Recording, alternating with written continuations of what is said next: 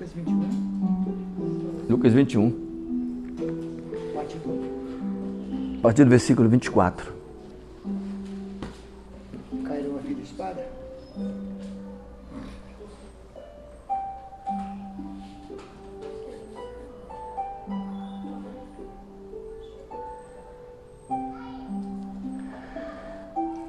Quando Deus trouxe o dilúvio sobre a terra, havia uma corrupção gigantesca na terra. E o motivo pelo qual o Senhor destruiu a terra com água não foi por causa dos pecados dos homens somente. O que causou realmente o dilúvio e a indignação do Senhor foi quando nasceram o que a Bíblia chama de gigantes, os Néfilins. É uma mistura de homem com anjos caídos.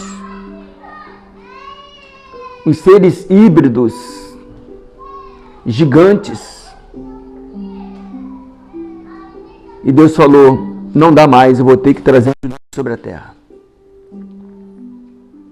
E a terra era muito povoada. E o Senhor chamou Noé, porque ele achou Noé justo naquela geração. E mandou que Noé construísse uma arca para a salvação dele e de sua família. Você imagina um mundo inteiro. O Senhor escolhe um homem e somente ele e sua família se salvam no dilúvio. E assim Noé fez. E Noé não só construiu a arca, mas a Bíblia chama Noé como pregoeiro da justiça. Ele pregou que o mundo seria destruído enquanto construía a arca. Mas os homens não creram. Imagina no mundo só 8 pessoas se salvarem. Agora você volta para nosso Redentor Cristo, ele diz, vai ser como nos dias de Noé. Aí mais à frente, quase 2000 anos depois, Deus tem um encontro com Abraão e ele diz que ele iria destruir 4 cidades. Na realidade, destruiriam 5 cidades, mas uma foi poupada, que é chamada Zoar. E ali tinha Sodoma, Gomorra, Admá e Zeboim. Essas 4 cidades foram consumidas com fogo do céu. E dentro dessas 4 cidades, apenas 3 pessoas se salvaram. Porque a própria esposa de Ló, ela estava tão acostumada, tão apegada às coisas do mundo, que ela disse, eu não posso deixar tudo para trás. A minha vida está naquela cidade. Mas, ao contrário do tio dela emprestado, Abraão, que disse, sai da tua terra, da tua parentela, Abraão deixou tudo. Porque a Bíblia diz que ele buscava uma pátria, uma cidade que tem fundamentos, do qual o artífice e construtor é Deus. Abraão saiu em busca de uma pátria celestial. E mais uma vez, poucos se salvaram. E aqui em Lucas 17, anterior, o Senhor fala de Sodoma e Gomorra, como os dias de Ló e como os dias de Noé vai ser a vinda dele. Aí nós vamos pular mais 2000 anos à frente. Chegamos nos dias de Cristo. Quando Cristo nasceu, era para ser uma festa. Era para que todo aquele povo religioso daquele tempo, por exemplo, Jerusalém, na celebração da Páscoa em Pentecostes, quase 2 milhões de pessoas iam a Jerusalém. 4 vezes a população de Campos. E quando Cristo veio, de acordo com as profecias que falavam acerca dele, quantos estavam esperando ele? Os reis magos, Maria, José, Zacarias e Isabel.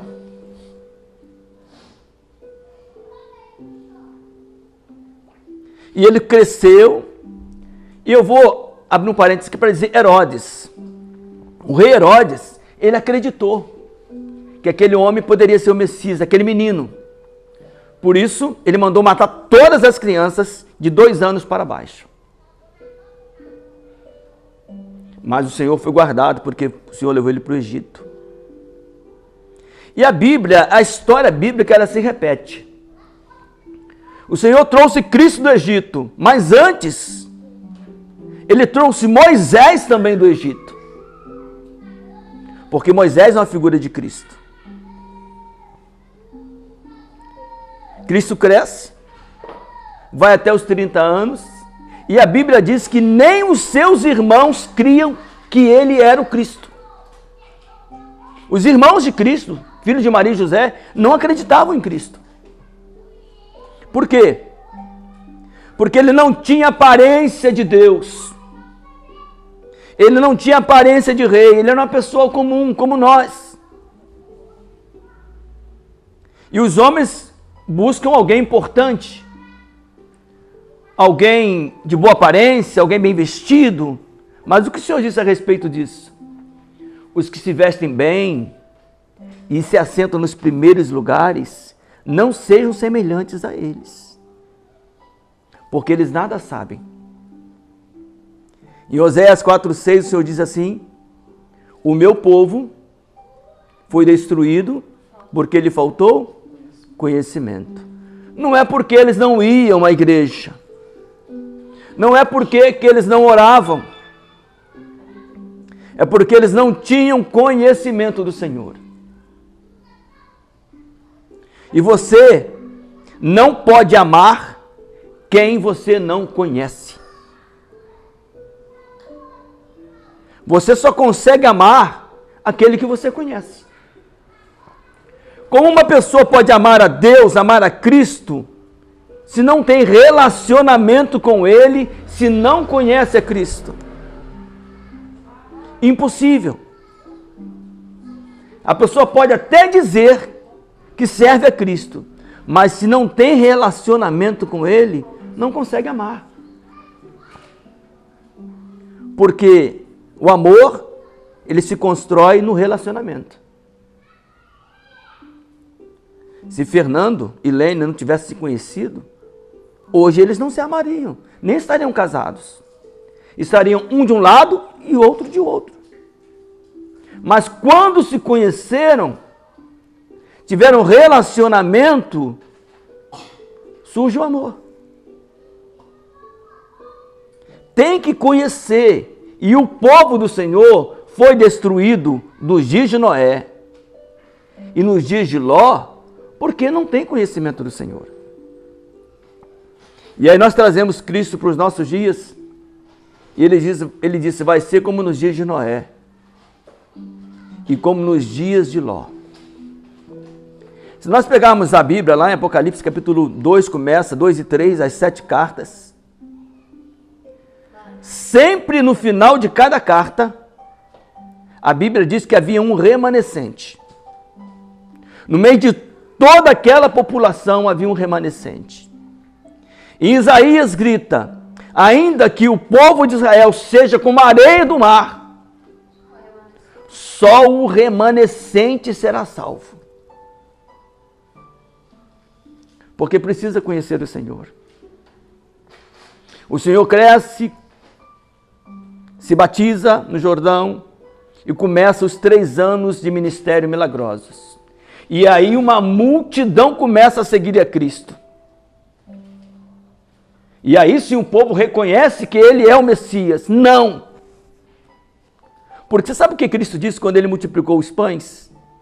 Vê aquela multidão de volta atrás dele. Ele diz assim, vocês estão atrás de mim, não pelos sinais que eu fiz, mas porque vocês comeram pão, porque vocês encheram o seu estômago e agora vocês acham que eu vou fazer isso sempre. As pessoas estavam atrás de Cristo por benefícios. Mas o Senhor não se engana. O Senhor sonda o coração de cada homem. E onde estiver o nosso coração, é aí que está o nosso tesouro. E o Senhor diz: louco, esta noite pedirão a tua alma. O que tens preparado, para quem será? Tem uma parábola, que não é parábola, na realidade, tem um verbo ali, haver, existiu. Havia um homem rico, que vestia de púrpura e linho finíssimo, e vivia todos os dias regaladamente, esplendorosamente. E havia também um certo mendigo chamado Lázaro. Ele desejava se alimentar com as migalhas que caíam da mesa do rico. E os próprios cães vinham lamber-lhes as chagas e ninguém lhe dava nada. E aconteceu que o mendigo morreu e foi levado pelos anjos ao seio de Abraão. Seio de Abraão, essa palavra significa o paraíso. E morreu também o rico e foi sepultado. E no inferno, estando em tormentos, ergueu os olhos e viu ao longe Abraão e Lázaro no seu seio, e clamando disse: Pai Abraão, tem misericórdia de mim, e manda que Lázaro molhe a ponta do dedo na água e me refresque a língua, porque eu estou atormentado nesta chama. E Abraão disse: Filho, lembra-te que recebeste os teus bens na terra, e Lázaro somente males. Agora você é atormentado e ele é consolado. E além de tudo, existe um enorme abismo entre nós e vós, de sorte que, se os que daqui quisessem passar para lá, não poderiam, nem tão poucos de lá passar para cá. E aí ele diz: rogo-te, pois, ó Pai, que o mandes à casa do meu pai, porque eu tenho 5 irmãos. Falem para eles, para que eles acreditem, para que eles não venham também para esse lugar de tormento. E Abraão respondeu: eles têm Moisés e os profetas, ou seja, eles têm a palavra. E ele disse: não, Senhor, não, eles não vão crer na palavra, mas se algum dos mortos ressuscitar, eles vão crer. E Abraão termina dizendo: se eles não creem na palavra, em Moisés e nos profetas, tampouco vão acreditar, ainda que um dos mortos ressuscite. Essa falta de conhecimento está levando o homem à destruição. O mundo está indo para um abismo sem saber. Todos os dias, todos os segundos, pessoas mergulham no inferno. Todo mundo que você conhece que já morreu, aqui na Escritura, diz que elas estão conscientes e lembra de cada familiar que ficou na terra. Agora, nesse momento nós estamos aqui, elas estão conscientes, vivas, porque elas apenas deixaram o corpo, mas elas permanecem vivas na alma. A alma sai e a alma vê. A alma sente, a alma conversa. Vê que ele lembrou que ele tinha 5 irmãos. Eu tenho 5 irmãos lá na terra.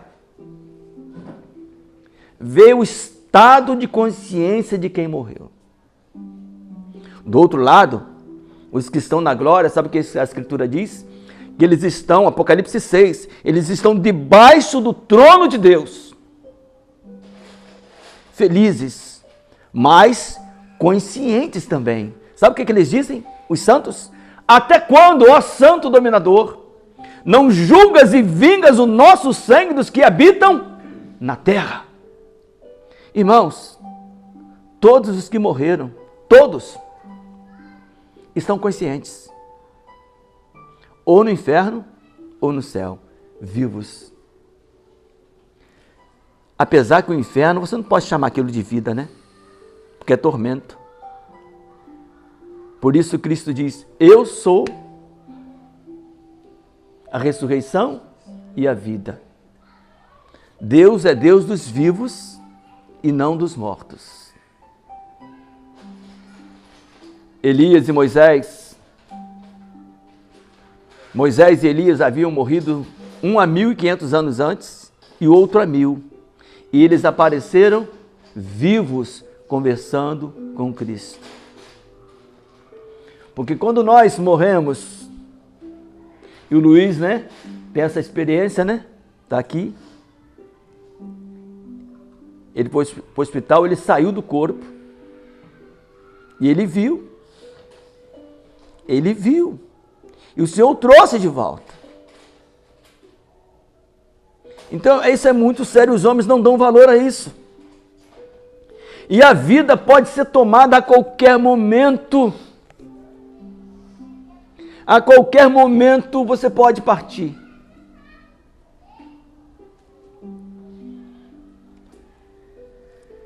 Mas os crentes, eles dizem assim: ó morte, onde está a tua vitória?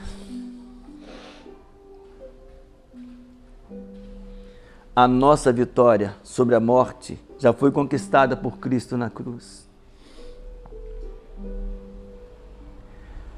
E os homens estão tão preocupados com a vida terrena, com os afazeres terrenos. Dizem que não tem tempo para nada. Não tem tempo para nada. E na realidade, o tempo, já falamos várias vezes, o tempo é morte. Quando você nasce, o tempo começa a passar. Começa a passar, ele vai te levando para a morte. O tempo está passando, levando as pessoas ao encontro da morte. O momento? Não sabemos. Mas na hora que chegar esse momento, me lembro de um rapaz que frequentava as nossas reuniões. Não vou dizer o nome dele porque esse vídeo vai estar na internet. Ele estava afastado alguns dias, encontramos com eles na rua Arthur Nogueira, Nova Brasília. E falamos, vou usar um nome fictício para ele. Ô Marcos, vamos para a reunião hoje? Tinha um amigo nosso junto. Ele disse, rapaz, hoje não vai dar porque eu já tenho um compromisso. E esse irmão disse para ele, rapaz, essa pode ser a sua última chance, vamos para a reunião. Ele disse, hoje não dá não, outro dia eu vou. Um rapaz de 20 anos, ele foi em um passeio, numa cachoeira, chegou lá, escorregou, caiu e morreu. Eu estive no velório dele. Que tristeza. O Senhor avisou. O Senhor chamou. Mas os homens não querem. O Senhor diz, buscar em primeiro lugar o meu reino e a minha justiça. E as demais coisas eu vou acrescentar para vocês, mas as pessoas não acreditam nisso. Tente pelo menos, prove ao Senhor, busque ao Senhor em primeiro lugar, vê se é palavra dele, e porque a Bíblia diz que ele vela sobre a sua palavra para cumprir.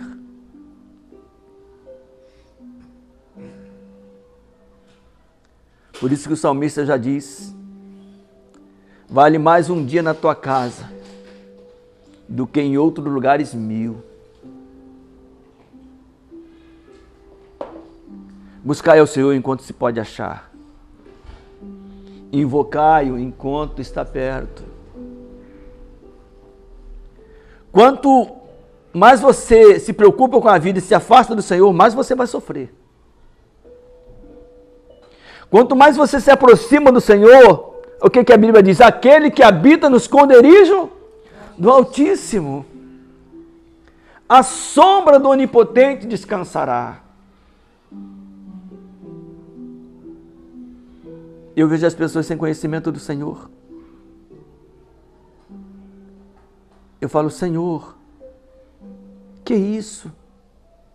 Eu disse, eu estou cansado, Senhor, as pessoas não querem ouvir. As pessoas não querem ouvir. Elas querem vir nas reuniões, nas igrejas, seja onde for, vai lá como se fosse um rito, vai para casa e a semana toda se esquece de Deus. Deus tem que ser diário. Ele tem que tomar café com você, almoçar com você, jantar com você e dormir com você. O que a Bíblia diz no Salmo 1? Bem-aventurado, essa palavra bem-aventurado, ela diz feliz, feliz, feliz, o homem, a mulher. Bem-aventurado o homem que não se detém no caminho dos pecadores, nem se assenta na roda dos escarnecedores. Antes, eles têm? Não é obrigação. Eu estou aqui porque eu amo o Senhor.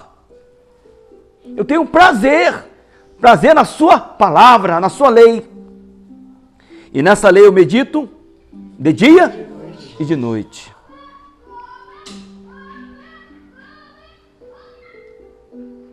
E a Bíblia diz que tal homem, tal mulher será como árvore plantada junto a ribeiros de águas, a qual dá o seu fruto e cujas folhas.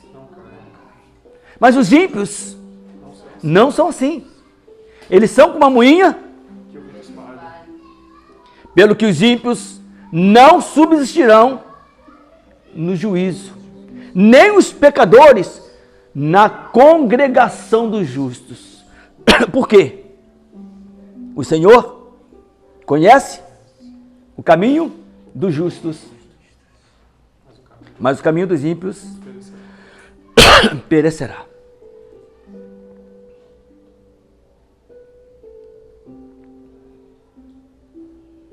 Nós estamos muito próximos da volta de Cristo. E o povo não sabe disso. Como nos dias de Noé, como nos dias de Ló. Se você falar hoje, eles vão dizer assim, falta muita coisa ainda. Eu encontrei com a irmã essa semana, uma irmã querida, crente de verdade. Ela tem 78 anos. Ela falou, Ralf, a volta de Jesus ainda vai ser lá para a geração dos meus netos. Não é agora, não. E ela é uma mulher santa. Ela respira Deus o dia inteiro. Regina Guimarães. Sei quem é.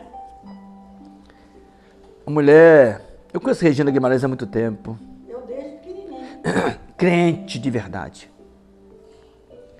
Porque ela disse assim, Ralf, esse evangelho tem que ser pregado a todo mundo, em testemunho a todas as nações. Tem muita gente ainda para ouvir, não vai ser agora.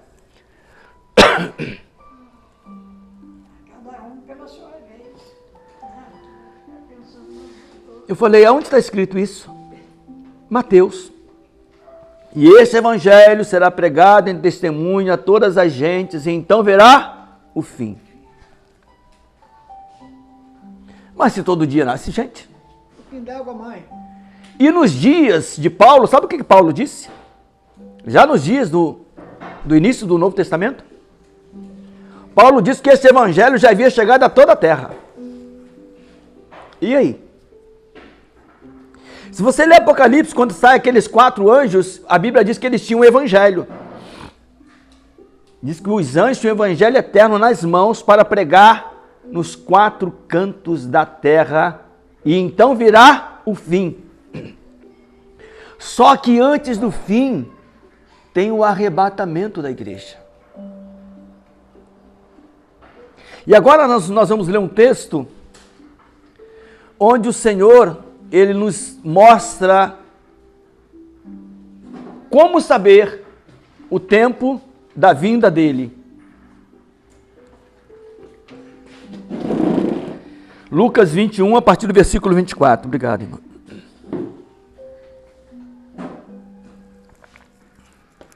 Caminhado, não sei? Lucas 21, 24 diz assim: E cairão ao fio da espada e para todas as nações serão levados cativos, e Jerusalém será pisada pelos gentios, até que os tempos dos gentios se completem. Cristo disse que Jerusalém seria devastada, que as mulheres grávidas seriam atravessadas, mortas. Ele disse isso durante seu ministério. E 37 anos depois que Cristo disse isto, Jerusalém foi invadida. 1.100.000 judeus foram mortos, 2 vezes a população de Campos. Foram mortos. E o restante foi espalhado por todo o mundo. E a Bíblia diz que eles seriam espalhados. E eles foram espalhados. E eles já se encontravam, né? Há quase 2.000 anos espalhados. Por quê? Porque não creram no Senhor. Vocês já ouviram falar do Holocausto? 6 milhões de judeus mortos. Por quê? Porque eles não creram. Acha que a igreja vai escapar disso? Não vai. Quando o tempo dos gentios acabarem, porque hoje nós estamos no tempo dos gentios. O tempo de Israel foi até a vinda de Cristo. A Escritura diz: eu vim para o que eram os meus, mas os meus não me receberam. Como eles não aceitaram que Cristo era o Messias, o Senhor abriu a janela para nós, gentios. E esse tempo dos gentios já está durando quase 2.000 anos. Mas quando acabar o tempo dos gentios, conforme nós acabamos de ler, até que termine o tempo dos gentios. Quando terminar o tempo dos gentios, vai entrar o julgamento do Senhor. E ele continua, Lucas 21, 25. E haverá sinais no sol, e na lua, e nas estrelas, e na terra, angústia das nações em perplexidade pelo bramido do mar e das ondas. Eu não sei se vocês já ouviram a NASA agora falando que tem, acho que é I-3 Atlas, um objeto enorme de 20 quilômetros de extensão que está vindo de encontro à Terra, deve chegar em outubro. E eles não sabem o que é. Pode olhar na internet, está cheio de vídeos. E a própria NASA falou que esse objeto está vindo de encontro à Terra. Alguns pesquisadores dizem que não é uma coisa natural. É uma coisa tipo que tem alguém guiando. Outros dizem que é um cometa. Eu não sei de fato o que é. Mas eu sei que o Senhor disse que haverá sinais no céu. E este é um sinal. Um sinal reconhecido pela maior agência deste planeta, a NASA. Está vindo de encontro à Terra. Porque quando a igreja for tomada, a Bíblia diz que Deus enviará a operação do erro para que as pessoas creiam na mentira. E por que elas não vão crer na mentira? Porque elas não tiveram prazer na verdade. Você acha que na hora do arrebatamento eles vão dizer o quê? Ah, esse povo foi arrebatado, Jesus veio e levou eles. Não. Eles não vão falar que Cristo levou a igreja. Eles vão inventar uma desculpa. Vai aparecer muito alienígena. Vai, e já tem aparecido alienígenas em todo o mundo. Eu acompanho direto, o mundo inteiro. OVNIs em todo o mundo. Não é um nem dois, são milhares. Quem levou esse povo foram os aliens. E sabe o que vai acontecer? O povo vai acreditar. Porque Deus vai enviar a operação do erro para que creiam na mentira. Mas como assim? Sabia que quando Faraó, o Senhor mandou Moisés para Faraó, não vou deixar sair. Mas na quarta vez ele já queria deixar o povo ir. Mas sabe o que aconteceu? A Bíblia diz que Deus falou, não, agora não, vou endurecer o seu coração. Deus endureceu o coração de Faraó para ele não deixar o povo sair. Porque um homem que tem um coração quebrantado, toca no coração de Deus. Mas o homem que é resistente, Deus torna ele mais resistente ainda. Por isso que está escrito, se hoje ouvires a minha voz, não endureçais o vosso coração.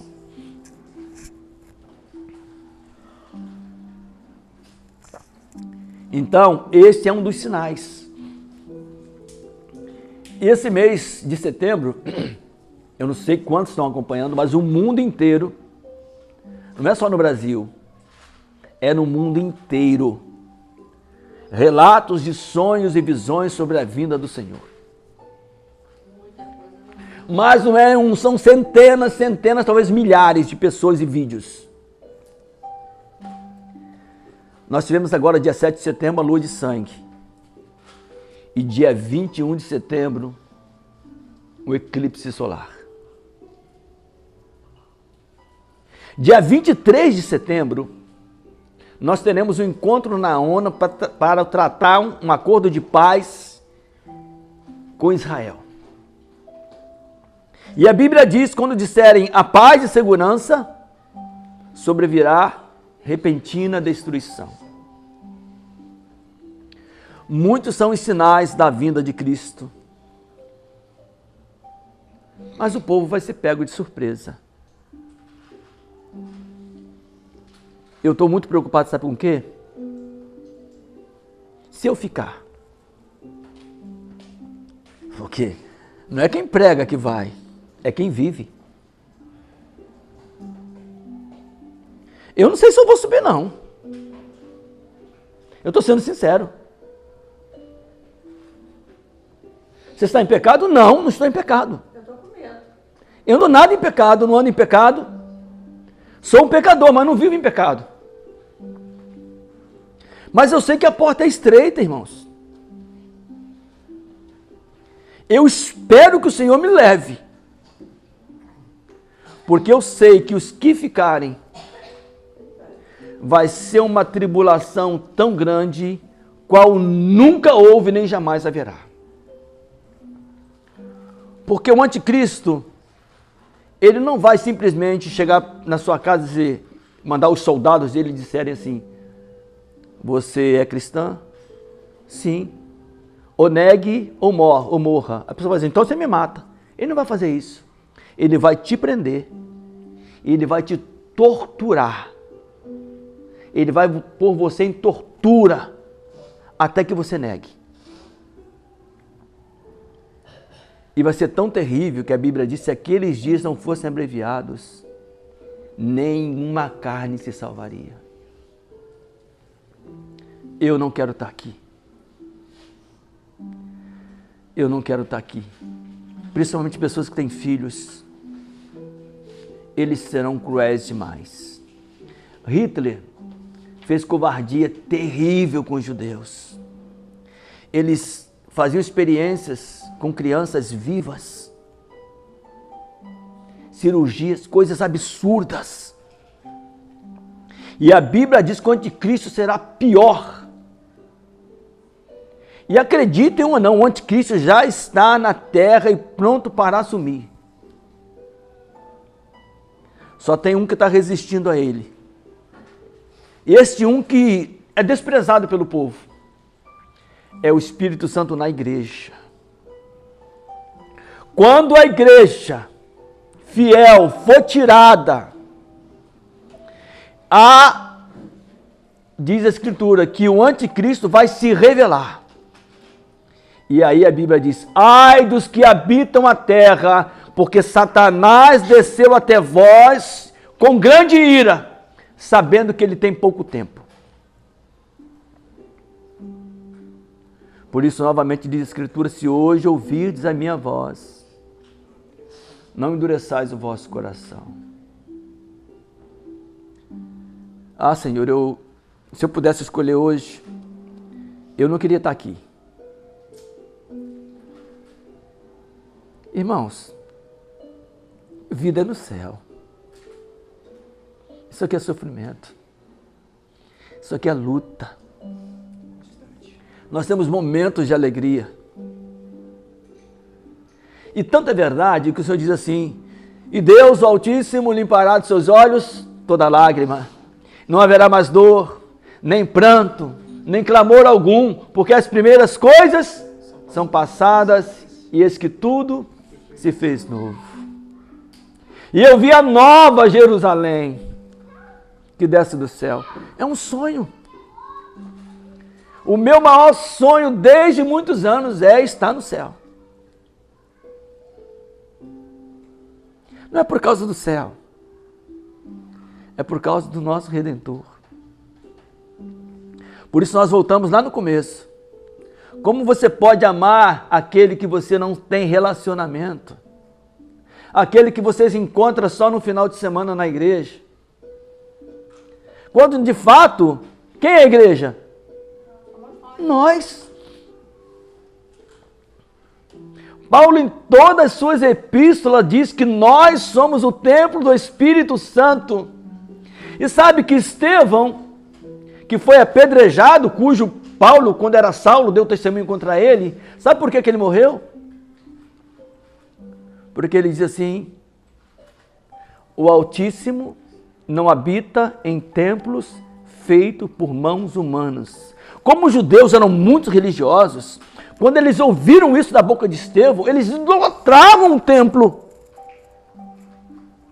Eles apedrejaram Estevão, que em invocação dizia: Pai, receba o meu espírito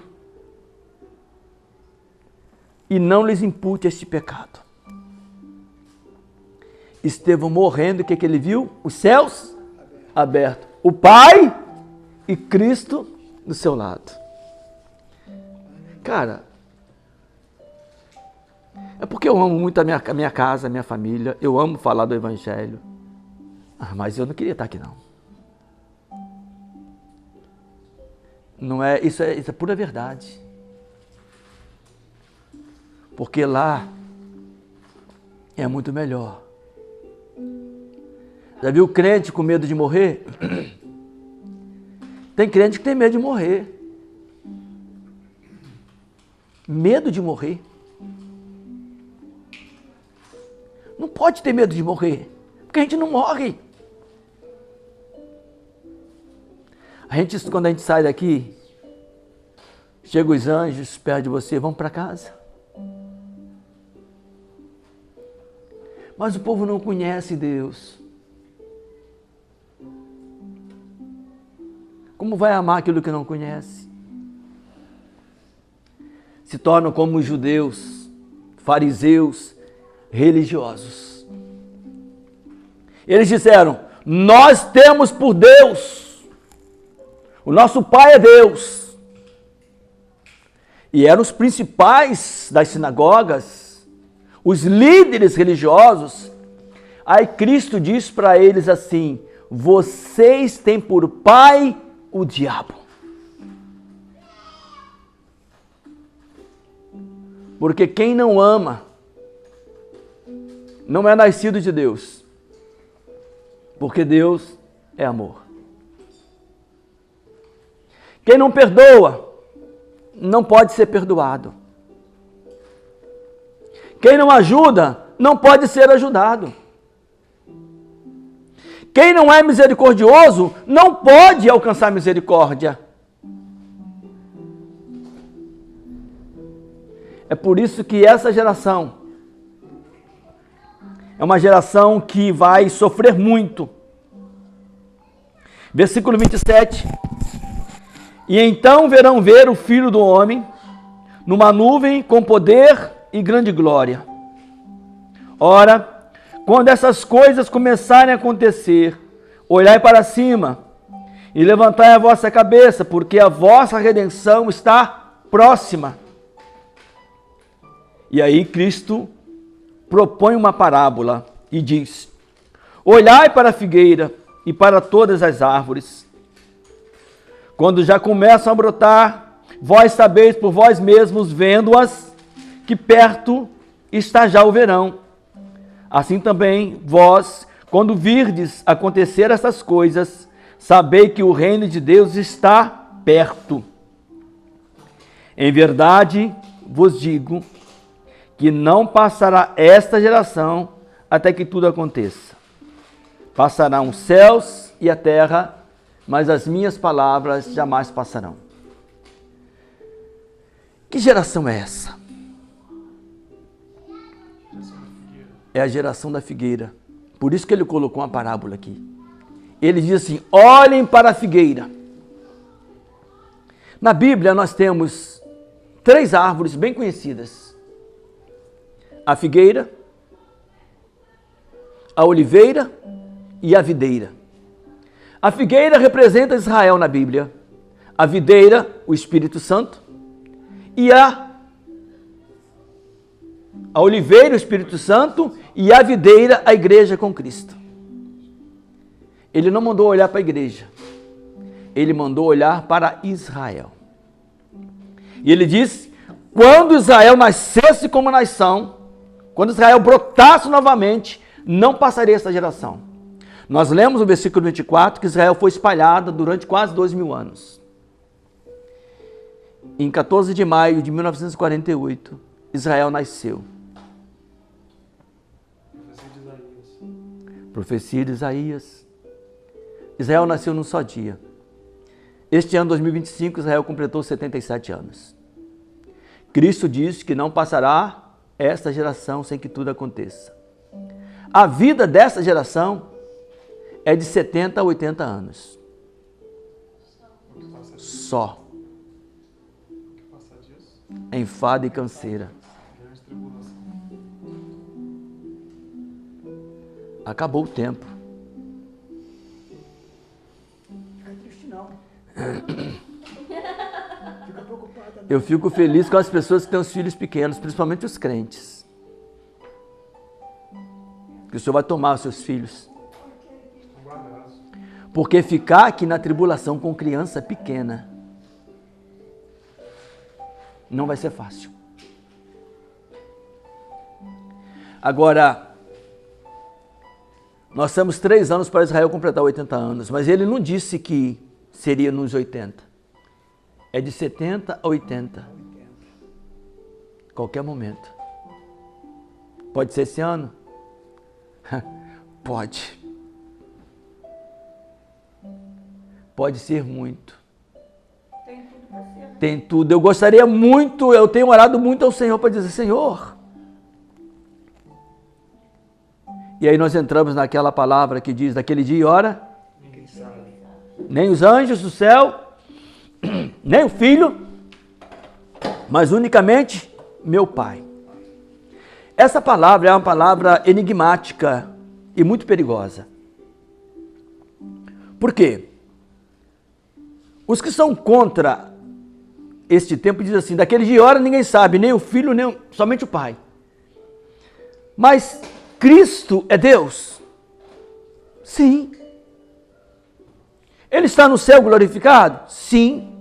Ele é onipresente? Sim. Ele é onipotente? Sim. Ele é onisciente? Sim. Então como é que ele não sabe? Porque naquele momento ele se despiu da sua glória. É impossível ele não saber. Por isso falou dessa forma. Mas hoje ele sabe. Voltou ao conhecimento tudo aquilo que antes ele tinha deixado para habitar no meio de nós. Mas também nós temos um outro lado que diz assim que é muita coisa para falar em pouco tempo. E que não é falado. As pessoas não sabem de nada. E por isso serão destruídas.